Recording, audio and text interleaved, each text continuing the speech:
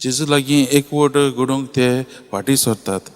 आयज जेजू आमकां हेंच करूंक आपयता.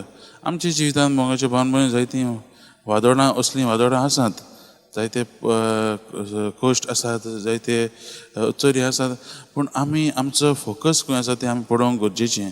आयचें हें वॉट्सअप शुभ वर्तमान आमकां हेंच करूंक आपयता. आमकां आमच्या जिविताचें नियाळ करून पळोवंक आपयता. आमी जेन्ना आमी आमच्या जिविताच्या वादोळांनी आसतात तेन्ना आमी जेजूक पळयतात काय वो आमी आमचो फोकस ह्या वादोळांचेर पळोवन आमी जेजूक विसरतात काय, हें आमकां नियाळ करूंक आयचो शुभ वर्तमान आपयता. तर आयच्या ह्या वाचपाचें नियाळ करता आसतना आमी आमच्या जिविताचें नियाळ करुया आनी देवा लागीं ती कृपा मागुया.